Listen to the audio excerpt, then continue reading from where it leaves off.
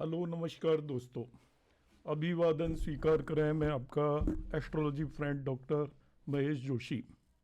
सभी व्यूअर्स दर्शकों का नए साल पर मैं बहुत बहुत स्वागत करता हूं। आप सभी को नया साल शुभ रहे, मेरी तरफ से ढेरों कोटि कोटि शुभकामनाएं।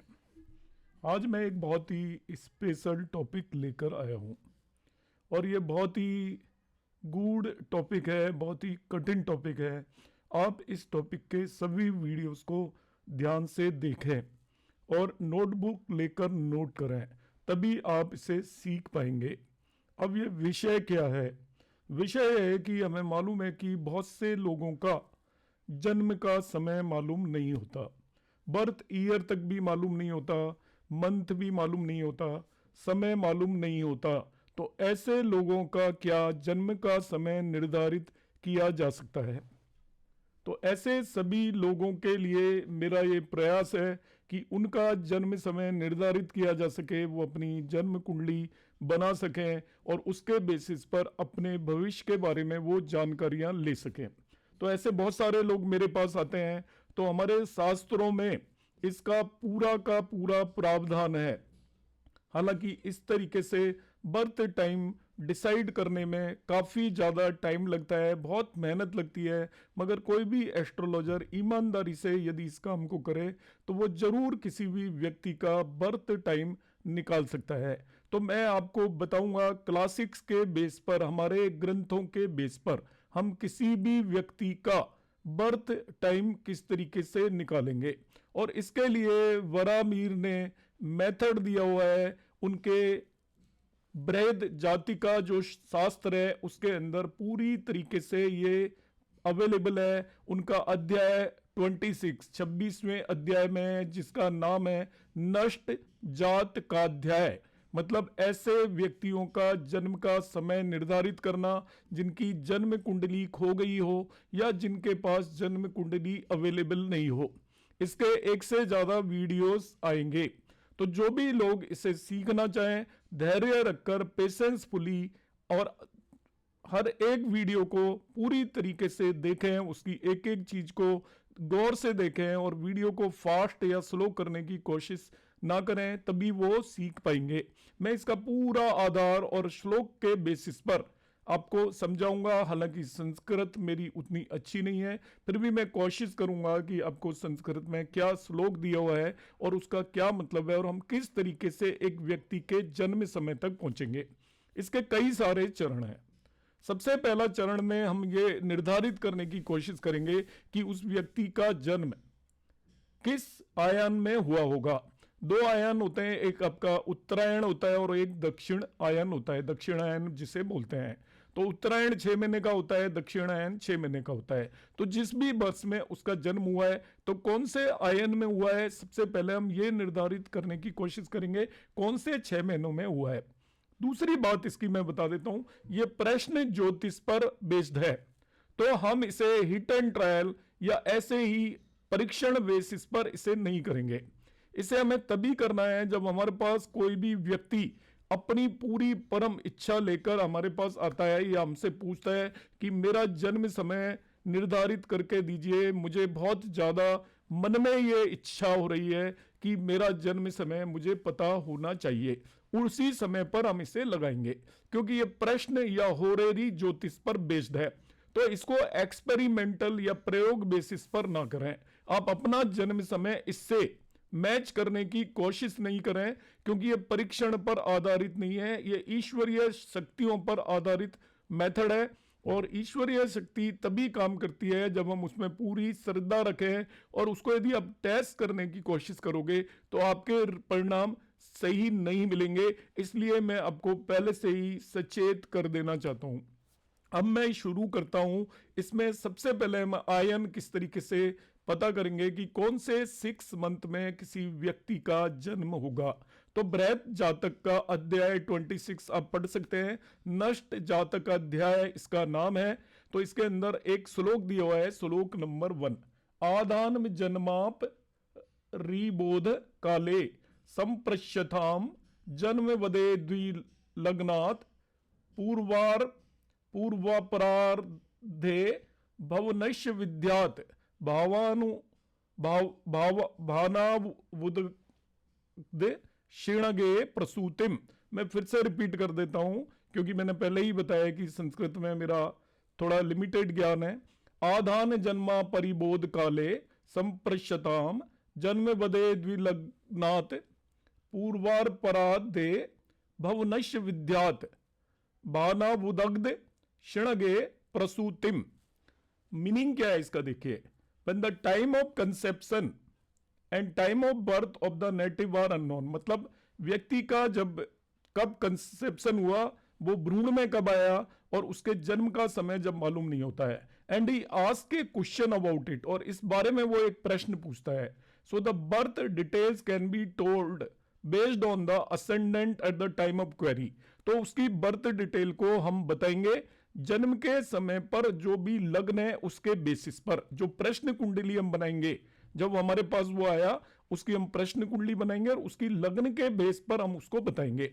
If the ascendant is in the first half, यदि असेंडेंट फर्स्ट हाफ हो मतलब 0 से 15 डिग्री, एक लग्न 30 डिग्री की होती है, तो असेंडेंट यदि 0 से 15 डिग्री है तो birth will be in Uttarayan. And if the ascendant is in the second half then it will be in the दक्षिणायन।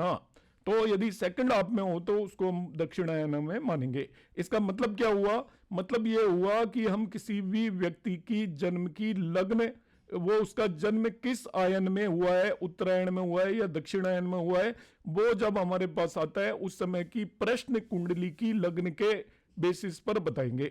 यदि प्रश्न कुंडली की लग्न 0 से 15 डिग्री के बीच में राइज हो रही है तो इसका मतलब उसका जन्म उत्तरायण में हुआ है।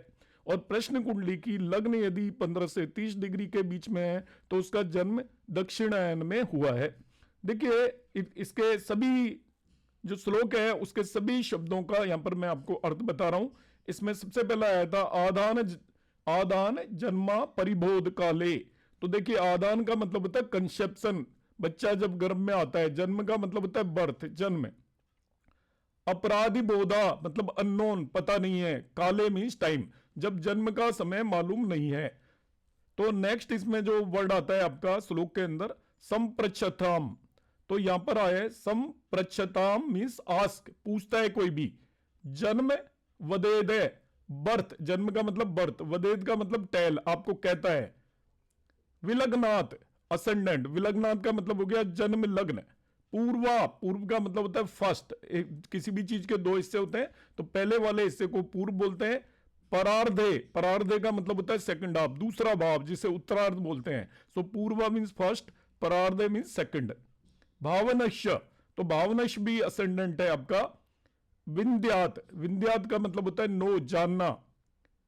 भानो, भानो का मतलब होता है सूर्य, द सन। उदगा दाक सिनांगे, उदगात सिनांगे मतलब नॉर्दर्न और साउदर्न मूवमेंट। उदनाद सिनांगे मीन्स उत्तर या दक्षिण में जब सूर्य का मूवमेंट होता है। प्रसूतिम, प्रसूतिम का मतलब होता है बर्थ। तो इस तरीके से हम इसका मीनिंग लगा सकते हैं पूरे श्लोक का। तो इस श्लोक का मतलब यह है कि जब भी आपके पास कोई व्यक्ति आता है जिसकी आपको आदान लग्न और जन्म लग्न मालूम नहीं है, वो आकर आपसे प्रश्न पूछता है, तो हमें क्या करना है, उसकी लग्न में देखना है, प्रश्न कुंडली बनानी है। यदि लग्न प्रश्न कुंडली की 0 से 15 डिग्री के बीच में है तो उस व्यक्ति का जन्म उत्तरायण में हुआ। अब उत्तरायण और दक्षिणायन का क्या मतलब है? डिग्री ऑफ असेंडेंट यदि 0 से 15 आ रही है, आपको यहां पे दिखाई दे रही है। उत्तरायण जनरली होता है आपका जब सूर्य मकर संक्रांति के दिन मकर राशि में प्रवेश करता है, तब से लेकर वो जब कर्क राशि में सूर्य होता है जाता है, तब तक 6 महीने का पीरियड को हम उत्तरायण बोलते हैं। 6 मंथ के पीरियड को उत्तरायण बोलते हैं। और उसके बाद के 6 महीने के पीरियड को दक्षिणायन बोलते हैं। जब वो कर्क राशि में एंटर होता है, वो करीब करीब होता है आपका 15 जुलाई को, और कर्क राशि से वो जब कैप्रिकॉर्न मतलब मकर राशि में एंटर होता है, तो जब सूर्य आपका मकर राशि में एंटर हुआ वो 14 जनवरी को होता है, और वो जब आपका कर्क राशि में एंटर होता है 14 जुलाई को, उस 6 महीने के पीरियड को हम उत्तरायण बोलते हैं। तो यदि आपकी प्रश्न कुंडली की जो प्रश्न चार्ट आपने बताया उसकी लग्न 0 से 15 डिग्री है, तो हम डिसाइड करेंगे उस व्यक्ति का जन्म 14 जनवरी से 14 जुलाई के बीच में हुआ है। और यदि प्रश्न कुंडली का लग्न 15 से 30 डिग्री के बीच में है तो हम उसको कहेंगे उसका जन्म 15 जुलाई से लेकर 13 जनवरी के बीच में हुआ है, जिसे हम दक्षिणायन बोलते हैं। मैं प्रैक्टिकल एग्जांपल से बताता हूं। अभी मैं एक ऐसे ही जन्म कुंडली बना लेता हूं आपके सामने। कोई भी सपोज मेरे पास अभी नेटिव आया और उसका मैं जन्म कुंडली बनाऊंगा, तो प्रश्न कुंडली बनाऊंगा और उससे मैं उसको किस तरीके से बताऊंगा। ये मैं पहले से ही आपसे क्षमा चाहता हूं कि संस्कृत के श्लोक बोलने की मैंने कोशिश की है, उसमें मेरे से कुछ त्रुटि हुई हो तो आप क्षमा करेंगे। मेरा ऑब्जेक्टिव संस्कृत पढ़ना नहीं है, ना ही सिखाना है, ऑब्जेक्टिव एस्ट्रोलॉजी सिखाना है। इंग्लिश मीडियम में मैं सारी पढ़ाई की है, इसलिए संस्कृत का उतना ज्ञान है नहीं। दूसरी चीज मैं यहाँ पर बता देता हूँ, आपने अभी तक चैनल को सब्सक्राइब नहीं किया है तो आप सब्सक्राइब जरूर कर लें। और इस वीडियो को यदि आप देखते हैं तो इस पर आप अपने कमेंट जरूर करें, क्योंकि बहुत ज़्यादा हार्ड वर्क के बाद मैंने ये बनाने की कोशिश की है और आपको समझाने की यहाँ पर कोशिश की है। तो देखिए मैं प्रश्न कुंडली बनाता हूँ अभी ये, और ये जो भी व्यक्ति है अभी मेरे पास यदि इस समय पर कोई आता है तो उसको मैं किस तरीके से बताता हूँ उसका किन महीनों में जन्म हुआ है। तो देखिए यहाँ पर ये असेंडेंट की कुंडली आ गई। आपका असेंडेंट की डिग्रीज देख लीजिए, ये 22.35 है। इसका मतलब इसका उत्तरायण में जन्म नहीं हुआ है, दक्षिणायन में जन्म हुआ है। दक्षिणायन में जन्म का मतलब है इस व्यक्ति का जन्म 15 जुलाई से लेकर करीब करीब 13 जनवरी के बीच में हुआ होगा। सूर्य जब कर्क राशि में प्रवेश करता है उससे लेकर सूर्य जब मकर राशि में प्रवेश करेगा उस ड्यूरेशन के अंदर हुआ है। इतना आसान तरीके से हम इसे बता सकते हैं। अब मैं आपको इसमें आगे बढ़ता हूं। तो अभी तक मैंने आपको सिखाया प्रश्न कुंडली के बेस पर यह बताना कि कोई व्यक्ति आपके पास आता है तो हम किस तरीके से निर्धारित करेंगे, और ये शास्त्रों पर बेस्ड है तो इसमें आपको पूरी तरीके से बिलीव करना है कि जो भी कंसेप्ट शास्त्रों में दिए होते हैं वो उनकी दूरदृष्टि के बेस पर उन्होंने बनाए हैं। अब दूसरा पार्ट है, हम यहाँ पर निकालना चाहेंगे कि ये हमें पता चल चुका है कि उसका जन्म किस आयन में हुआ है, तो आपको 6 महीने का पीरियड पता चल गया यहाँ पर। अब यहाँ पर देखिए, जब भी हम बर्थ टाइम किसी भी व्यक्ति का निकालते हैं तो उसमें हमारा फोकस क्या होता है, हम उसका असेंडेंट आइडेंटिफाई करने की कोशिश करते हैं कि लग्न क्या होगी, उसका चंद्रमा कहां पर होगा, सूर्य कहां पर होगा, जुपिटर गुरु कहां पर होगा। यदि आपको ये 4 चीजें पता चल जाए तो उसकी पूरी जन्म कुंडली बनाई जा सकती है। किस तरीके से बनाई जा सकती है मैं समझाता हूं। जुपिटर जिस भी राशि में है उससे आपको उसका ईयर पता चल जाएगा, क्योंकि जुपिटर एक राशि में 1 साल तक रहता है और इसके बाद उसी राशि में वो 12 साल के बाद आता है। हमारे पास कोई भी व्यक्ति आएगा तो ऐसा तो आएगा ही नहीं जिसको अपनी एज का बिल्कुल भी अंदाजा ना हो। 1, 2, 4, 5 साल आगे पीछे हो सकता है मैक्सिमम, जनरली आसपास ही होगा। जैसे कोई 50 साल का है तो वो कहेगा 48 का हूं या 52 का हूं, इतना ही अंतर आ सकता है। उतने समय में उस पूरे पीरियड के अंदर जुपिटर एक पर्टिकुलर राशि में 1 साल रहता है। तो जुपिटर की यदि आपको उस व्यक्ति की राशि पता चल जाए तो हमें यह पता चल जाएगा कि वो उसका जन्म किस साल में हुआ है। जुपिटर जब एक राशि में रहा होगा उसी ड्यूरेशन में उसका जन्म हुआ होगा। दूसरा, यदि हमें सूर्य का पता चल जाए कि उसकी कुंडली में सूर्य किस साइन के अंदर है तो उससे हमें यह पता चल जाएगा कि उसका किस महीने के में जन्म हुआ है। गुरु आपको साल बता देगा, सन आपको उसका मंथ बता देगा, और चंद्रमा से आपको यह पता चल जाएगा कि चंद्रमा एक राशि में 2.25 दिन रहता है कि किन 2.25 दिनों के अंदर उसका जन्म हुआ है। और असेंडेंट से आपको ये पता चल जाएगा कि किस समय पर जन्म हुआ है। तो ये 4 पैरामीटर बहुत ही इंपॉर्टेंट है। यदि आपको ये 4 बातें पता चल जाती हैं तो हम इसको पिन पॉइंट कर सकते हैं और व्यक्ति का जन्म बिल्कुल एक्यूरेट बता सकते हैं। सो position of other planets can be identified from the position of these 4 planets. तो हम जब भी किसी का बिल्कुल भी जन्म का समय मालूम नहीं है तो हम 4 चीजों पर फोकस करते हैं। 1 is the year of birth, second one is the month of birth, third one is the day of birth and second one is the ascendant. तो उसमें स्टेप बाय स्टेप हम जुपिटर का पता करते हैं, फिर हम उसका सूर्य का पता करते हैं, फिर हम चंद्रमा का पता करते हैं और फिर हम उसका फाइनली असेंडेंट का मालूम करते हैं। अब यहां पर हम एक दूसरा जुपिटर देखने का मैं अभी आपको तरीका बताऊंगा। गुरु पता लगने से आपको उसका साल पता चल जाएगा किस साल में जन्म हुआ है। हालांकि मैंने एक तरीका बताया था कि कौन से 6 महीनों में जन्म हुआ है ये पता लग गया, और कौन से साल में जन्म हुआ है वो पता करने के लिए जुपिटर के लिए भी बृहद जातक के अध्याय नंबर 26 नष्ट जातक अध्याय का श्लोक नंबर 2 है ये। तो मैं प्रोनाउंस करने की कोशिश करता हूं। लग्न त्रिकोणेशु गुरुम त्रिभागेर विकल्प्य वर्षाणी वयोनुमानात ग्रीष्मोर लग्ने कथितास्तु शेषेर अन्यान नरतार व्रतु रक्चारात। सो ये आपका एक श्लोक है जिसका मतलब होता है बेस्ड ऑन द द्रेक्केना Jupiter will be in trine and age of the native shall be based on judgment. If the sun is in the ascendant, then say that the birth would be in the Greece, the remaining shall be determined accordingly. If the ayana does not correspond with season, the season shall be determined as per the transit of the sun. मतलब बताता हूं मैं इसका। Based on the Dracana, जो आपका द्रक्केना के लग्न के बेस पर हम डिसाइड करेंगे जुपिटर का क्या साइन होगा। सबसे पहले हम जुपिटर की बात कर लेते हैं, फिर मंथ और सीजन पर हम सेकंड नंबर पर जाएंगे।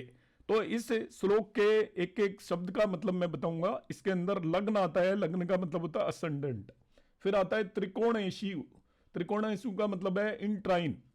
फिर आता है ग्रह, ग्रह यहां पर जुपिटर है त्रिभागेर, मतलब 3 पार्ट्स में हम डिवाइड कर देंगे जिसे हम द्रक्केना बोलते हैं। एक साइन को 3 पार्ट में डिवाइड करने पर एक एक साइन को हम एक द्रक्केना बोलते हैं। विकल्पिया, मतलब विकल्पिया का मतलब होता है इमेजिन करना।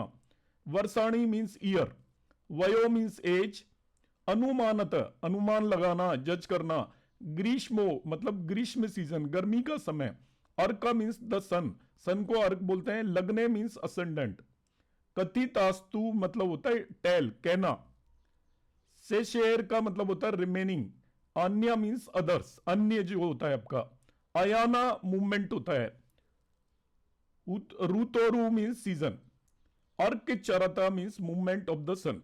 ये इसके वर्ड्स का मीनिंग है। तो इसके बेसिस पर, इस श्लोक के बेस पर हम किस तरीके से डिसाइड करेंगे। तो देखिए इस श्लोक के बेस पर जो डिसाइड करना है साइन ऑफ जुपिटर, कि जुपिटर किस राशि में होगा। अलग अलग वर्जन है, अलग अलग लोग अलग अलग यूज करते हैं। प्रश्न कुंडली के बेस पर मैं बता रहा हूं कि उस जो व्यक्ति आपके पास है उसका जुपिटर किस साइन के अंदर रहा होगा। यदि डिग्री ऑफ असेंडेंट 0 से 10 है तो साइन ऑफ जुपिटर असेंडेंट ही होगा, साइन ऑफ जुपिटर असेंडेंट के अंदर ही होगा। मतलब जो असेंडेंट का साइन है वही जुपिटर का साइन होगा उसके जन्म के समय का। यदि असेंडेंट की डिग्री 0 से 20 है तो sign in the 5th house, जो आपने प्रश्न कुंडली बनाई है उसके 5वें भाव में जो राशि है उसके अंदर जुपिटर होगा। यदि ये आपका 20 से 30 डिग्री आता है असेंडेंट तो वो 9th हाउस में जो राशि है उसमें जुपिटर होगा। और जुपिटर की राशि पता चलता ही पर्सन की आपको एज का अंदाजा है, आप इमीडिएटली बता सकते हो कि वो किस साल के अंदर उसकी बर्थ हुई है। Adjust according to age of person, जो मैंने यहाँ पे बताया, देख के हमें पता चलेगा कि जुपिटर एक राउंड लगाता है 12 साल में, तो 12 साल का बच्चा होगा ये हमें देख के पता चल जाएगा। 12 से 24 के बीच में होगा ये भी पता चल जाएगा। 24 से 36 के बीच में होगा ये भी हमें पता चल जाएगा किस एज ग्रुप के अंदर है। और वो खुद भी आकर बता देगा कि मेरी एज इस एज के आसपास है। बिल्कुल ऐसा तो आएगा ही नहीं जिसका बिल्कुल ही पता नहीं है। तो अब हमें क्या देखना है कि उस समय पर उसका ईयर पता करने का बड़ा आसान तरीका है। हम देख लेंगे कि उसका जुपिटर यदि लग्न की डिग्री 0 से 10 है तो जुपिटर लग्न वाले साइन में होगा। 10 to 20 है तो जुपिटर 5वें भाव में जो साइन है उससे होगा। और 20 to 30 डिग्री है तो 9वें भाव में जो होगा, अब मैं बताता हूं, मैंने आपको अयाना समझाया था, उसी में आपको मैं उसी व्यक्ति का जिसकी अभी मैंने प्रश्न कुंडली बनाई है उसका मैं आपको समझाता हूं कि उसका जुपिटर किस राशि में होगा। तो यहां पर आप केवल लग्न की डिग्री देखनी है आपको। इस प्रश्न कुंडली है ये आपकी, लग्न की डिग्री 20 से 30 के बीच में है तो 9th हाउस में जो राशि होगी 9 साइन के अंदर उसका पर्सन का जुपिटर होगा। मतलब धनु या सेजिटेरियस में जब भी जुपिटर रहा होगा तब उस व्यक्ति का उस साल में जन्म हुआ होगा। तो जुपिटर आपको मतलब मालूम है 12 साल में एक पूरा चक्कर लगाता है। जैसे मैं अभी से निकालना चाहूं तो जुपिटर 2 साइन में है, तो 2 साइन का मतलब है वो देखिए यहां से मैं गिनता हूं रफली 1 2 3 4 5 6, 6 साल पहले वो इसी साइन के अंदर था। 18 साल पहले भी इसी साइन में रहा होगा। 30 साल पहले भी इसी साइन में रहा होगा। 42 साल पहले भी, रफली बता रहा हूं मैं, एग्जैक्ट हमें देखना पड़ेगा कि धनु राशि में कब कब था जुपिटर। ऐसे ही 54 साल पहले भी रहा होगा। अब वो व्यक्ति किस एज ग्रुप का है उसके बेसिस पर मैं बता दूंगा कि आपकी उम्र ये होगी और इस साल में आपका जन्म हुआ होगा। ये बहुत सिंपल है। सपोज यहां पे असेंडेंट की डिग्री बाय द वे 10 होती, 5 होती, 7 होती, 10 से कम होती, तो उसका जुपिटर 1 साइन में ही रहा होगा, एरीज में होता जन्म के समय। यदि जुपिटर की डिग्री 10 से 20 रही होती तो उसका जो जुपिटर है एट द वो सॉरी असेंडेंट की डिग्री 10 से 20 रही होती तो उसका जुपिटर 5 साइन में होता।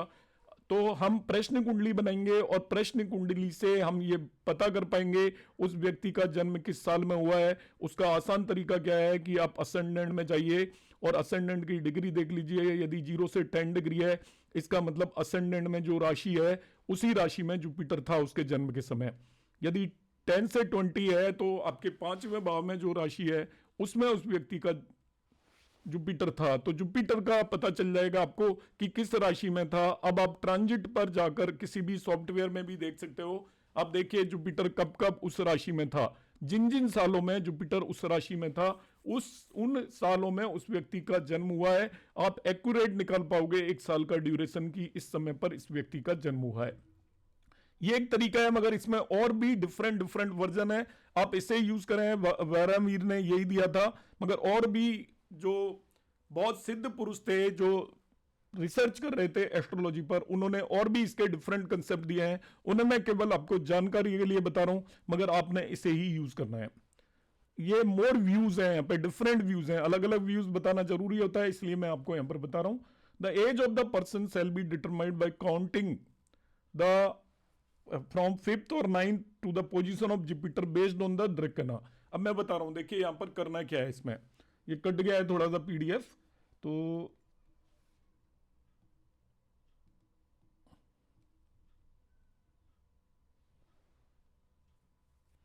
इसका मतलब यह है, सिंपली आपको काउंट करना है। The age of the person shall be determined by counting the sign from 159 to the position of Jupiter based on द्रकना। मतलब क्या है इसका, मैं मीनिंग आपको एक्सप्लेन करता हूं।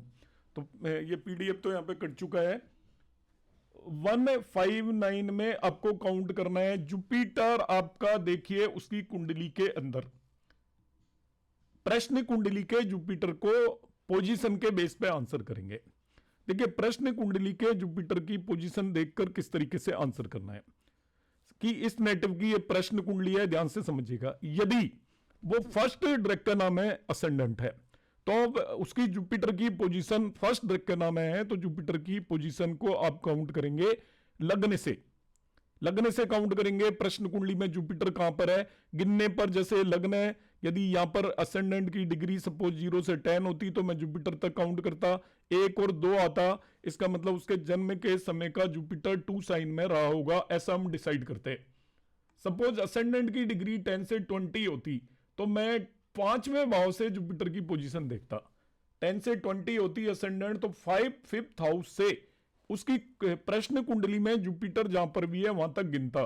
सपोज यहां पर असेंडेंट होता 15 डिग्रीज, तब मैं क्या करता, यहां से काउंट करता उसके जुपिटर को ऐसे 1 2 3 4 5 6 7 8 9 10, और मैं कहता कि उसका जन्म के समय का जुपिटर 10 साइन में रहा होगा। ये हम डिसाइड करते हैं। सपोज उसकी असेंडेंट की डिग्री 20 से 30 डिग्री, मतलब थर्ड दरस्कोना में थी, जैसा इस केस में है, तब मैं 9वें भाव से गिनता उसकी प्रश्न कुंडली में, 9वें भाव से जुपिटर तक गिनता। तो 9वां भाव ये हो गया, यहां से गिनूंगा 1 2 3 4 5 6, तो 9वें भाव से गिनता तो यहां पर 6 आता, तो मैं कहता उसके जन्म के समय का जुपिटर 6 साइन में है। ये एक डिफरेंट वर्जन है, मैंने पहले ही बताया आपको। फर्स्ट वर्जन को हम यूज करेंगे जो वरामीर ने दिया है, मगर ये दूसरा वर्जन है, मैं आपको बताना मेरी ड्यूटी है, इसलिए मैं आपको बता रहा हूं कि आपको कहीं सुनने के लिए मिले। तो पहला वर्जन तो सिंपली ये था कि आपका यदि फर्स्ट दृष्कोना में है तो 0 से 10 डिग्री है तो हम कहेंगे कि लग्न में जो साइन है वहीं जुपिटर रहा होगा। 10 से 20 डिग्री है तो हम कहेंगे कि 5वें भाव में जहां पर जो साइन है वहां पर जुपिटर रहा होगा। और यदि 20 से 30 है तो 9वें भाव में जो साइन है उसमें जुपिटर रहा होगा, मतलब जुपिटर का साइन डिसाइड कर लेंगे। दूसरा वर्जन ये है जो कुछ और ही ग्रेट्स ने कहा है, उन्होंने कहा है कि नहीं, इस तरीके से नहीं करना।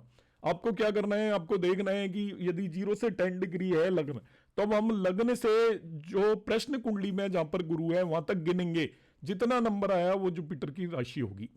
यदि जुपिटर की डिग्री, लग्न की डिग्री 10 से 20 है, तब हम 5वें भाव से गिनेंगे जुपिटर तक, जैसा कि यहां से 5वें भाव से उसकी प्रश्न कुंडली में जुपिटर है वहां तक गिनेंगे, उससे पता चलेगा जुपिटर का साइन। और लग्न की डिग्री 20 से 30 है, थर्ड दृष्टिकोण है जैसे इस केस में है, तो 9वें भाव से जुपिटर तक गिनेंगे, 1 2 3 4 5 6, और उससे पता चल जाएगा कि उसका जुपिटर उसके जन्म के समय किस राशि में रहा होगा। और जब जुपिटर की राशि पता चल जाती है तो उसे उनका बर्थ ईयर मालूम चल जाता है। ये दूसरा वर्जन है, मगर हमें यूज पहले ही करना है, ये मैं पहले से ही क्लैरिफाई कर चुका हूं।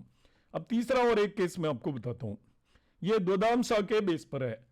द्वदांशा में हम क्या करते हैं, एक ही लग्न को, एक राशि को 12 इक्वल पार्ट में डिवाइड करते हैं। 12 इक्वल पार्ट में डिवाइड करते हैं तो 12 इक्वल पार्ट में डिवाइड करने पर एक पार्ट की जो वैल्यू होती है वो 2.5 डिग्री होती है। एक पार्ट की वैल्यू 2.5 डिग्री होती है। तो इस वर्जन में, इस व्यू में बहुत आसान तरीका बता रखा है कि आपको जुपिटर की राशि पता करनी है जन्म के समय। तो आप देखिए उस व्यक्ति का लग्न का द्वदांशा निकाल लीजिए, और लग्न का द्वदांशा जिस नंबर पर आएगा जुपिटर उसी राशि के अंदर होगा, ये कंसेप्ट है। तो यहां पर मैं एक्सप्लेन करता हूं कि लग्न का द्वदांशा का क्या मतलब है। कि लग्न यहां पर 22 डिग्री और 35 मिनट की है, मतलब ये करीब करीब 22.5 डिग्री है। एक द्वदांशा 2.5 डिग्री का होता है, तो 0 डिग्री से 2.5 डिग्री तक पहला द्वदांशा आएगा, 2.5 से 5 तक दूसरा आएगा, 5 से 7.5 तक तीसरा आएगा, 7.5 से 10 तक चौथा आएगा, 10 से 12.5 तक पांचवा आएगा, 12.5 से लेके 15 तक छठा आएगा, 15 से 17.5 तक सेवंथ आएगा, 17.5 से लेकर 20 तक 8th आएगा, एंड 22.5 तक 9th, और 22.5 से 30 तक आपका 10th द्वदांशा आएगा। तो उसके बेसिस पर यदि ये 22.5 तक है तो आपने पता कर लिया कि इसका 9th द्वदांशा आ रहा है। 9th द्वदांशा आ रहा है तो उसके जन्म के समय का जुपिटर 9 साइन में होगा, ऐसा हम डिसाइड करेंगे। यदि ये प्रश्न कुंडली बनती तो उसका जन्म के समय का जुपिटर 9 साइन में होता, वो सॉरी 10 में होता, क्योंकि ये 22.5 को भी क्रॉस कर चुका है। 22 डिग्री एंड 35 मिनट का मतलब 22.5 डिग्रीज को क्रॉस कर चुका है। और एक प्रश्न कुंडली बना के मैं तीनों चीज आपको एक्सप्लेन करता हूं, किसी और समय की प्रश्न कुंडली में बना लेता हूं। अभी तो ये मैंने करंट बनाई थी, आपको इसको तीनों मेथडों को एक्सप्लेन करता हूं। यहां पर मैं डेट भी बदल देता हूं, ये 25 की जगह मैं डेट ले लेता हूं 2011, और 2 जनवरी की जगह मैं 29 जनवरी ले लेता हूं, 29 जनवरी। टाइम हम डाल देते हैं कुछ भी, 11:30। ये मैंने एक नई कुंडली बना लेता हूं, और जनवरी की जगह भी मैं बल्कि सितंबर ले लेता हूं, आपको इस पूरे कंसेप्ट को समझाता हूं अभी तक जो मैंने बताया है।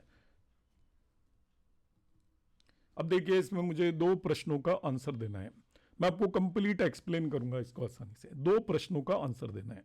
पहले प्रश्न का आंसर देना है कि इसका जन्म उत्तरायण में हुआ है या दक्षिणायन में हुआ है।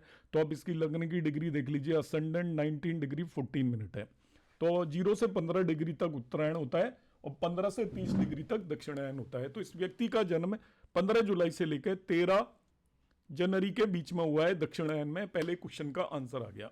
अब दूसरे प्रश्न का आंसर एज पर बरहमीर मैं दूंगा।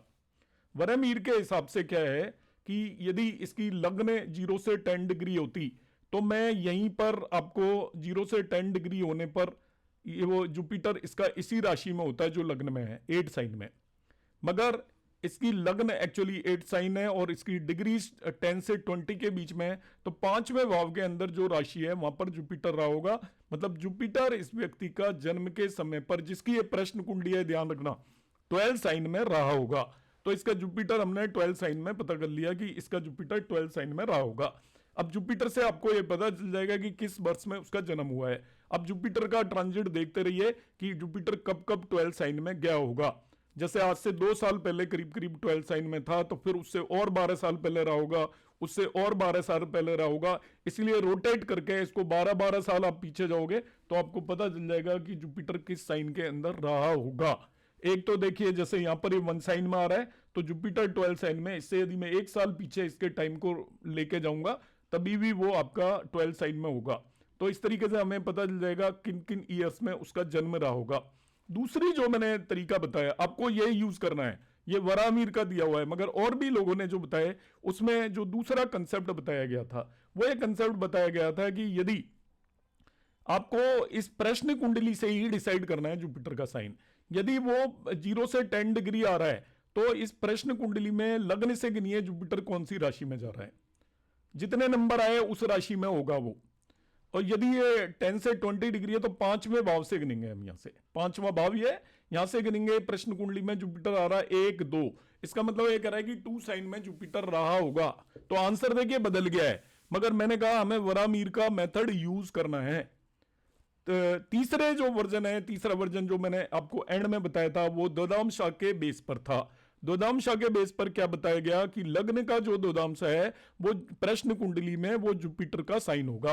तो यहां पर लग्न का द्वदांश मैं निकालूंगा, 2.5 डिग्री का एक द्वदांश आता है तो 8 साइन में आ रहा है, ये 8 द्वदांश आ रहा है आपका, तो 8 साइन में होगा। तो तीनों तरीके से अलग अलग आंसर आए तो आप इमीडिएटली कहोगे ये तो तीनों वर्जन डिफरेंट डिफरेंट आंसर दे रहे हैं। एक्चुअली इन्होंने तीनों वर्जन अलग अलग आंसर हैं, तीनों के अलग अलग मेथड्स थे, मगर मैंने आपको तीनों बताना जरूरी समझा। हम आगे जो कैलकुलेट करेंगे वो वरामीर मेथड के बेस पर कैलकुलेट करेंगे। आज की क्लास में मैंने आपको 2 चीजें बता दी हैं। आपको ये पता चल गया होगा कि व्यक्ति का जन्म किन 6 महीनों के पीरियड के अंदर हुआ है, उत्तरायण में, दक्षिणायन में। दूसरा, जुपिटर उसका किस राशि में रहा होगा, जिस राशि में रहा होगा उससे ईयर पता चल जाते हैं। जैसे यहां पर मैंने कहा जुपिटर उसका 12 साइन में रहा होगा, तो 12 साइन में देखिए जुपिटर मुझे देखना है, ये भी मैं आपको बताता हूं। 12 साइन में देखना है, इसको मैं मॉडिफाई करूंगा अंदाजे से। मुझे पता है कि इस कुंडली में जुपिटर 1 साइन में है, तो अब मैं इसको चेंज करूंगा, इसकी बर्थ डिटेल को एडिट करूंगा। देखिए ईयर वाइज में इसको टाइम टूल है यहां पर, उससे मैं इसको टाइम टूल से इसको एडिट करूंगा। तो देखिए ईयर्स में इसको मैं एडिट कर रहा हूं, तो 1 ईयर से मैं एडिट करूंगा। जैसे ही जुपिटर देखिए इसका 12 साइन में आ गया, तो 12 साइन में आ गया तो मुझे पता चल गया इसका जन्म 2010 में हुआ होगा। 11 की कुंडली मैंने बनाई थी। अब क्या करिए, आप इसको 12 साल पहले जाऊंगा मैं, करीब करीब 12 साल में जुपिटर 11 से 12 साल में राशि परिवर्तित करता है। तो मैं पहले 10 ईयर बैक गया, तो 10 ईयर बैक जाने पर मैं इसका दूसरा चार्ट बना लेता हूं, 1 मिनट।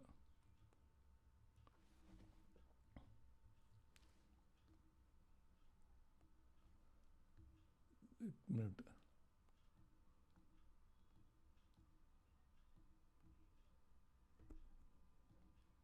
हाँ, ये इसको इधर ले आऊं मैं, 10 ईयर बैक जाता हूं।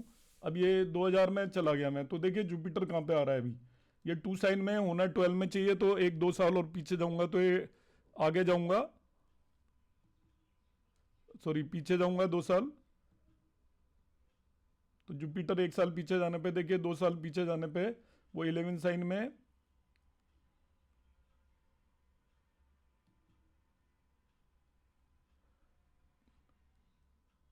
मंथ में करना पड़ेगा मुझे।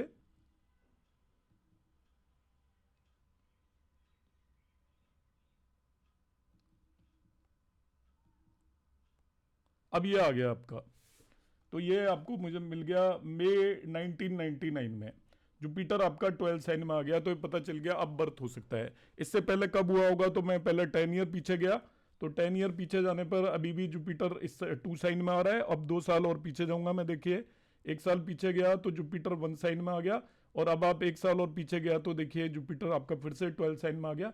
1987 में इसका बर्थ हो सकता है। तो देखिए कितना इजी है इससे कैलकुलेट करना। आपको वरामीर मेथड ही यूज करना है, और वरामीर मेथड की हेल्प से हम ये पता कर सकते हैं। जिसके पास ये सॉफ्टवेयर अवेलेबल है तो वो तो आसानी से ही पता कर सकता है कि उस व्यक्ति का जन्म कब हुआ होगा। तो आज की क्लास में हम 2 चीजें आपको बता चुके हैं कि हम ईयर ऑफ बर्थ किस तरीके से निकालते हैं ऑन द बेसिस ऑफ प्रश्न कुंडली, और आपके कौन से 6 महीनों में उसका जन्म हुआ होगा ये भी हम प्रश्न कुंडली के बेस पर किस तरीके से निकाल सकते हैं। मंथ और उसका डे हम कमिंग क्लासेस में निकालेंगे। आप पूरी सीरीज को देखिएगा, ये काफी रिसर्च के बाद मैं आपके सामने प्रस्तुत कर रहा हूं। नमस्कार, धन्यवाद, हरे कृष्णा।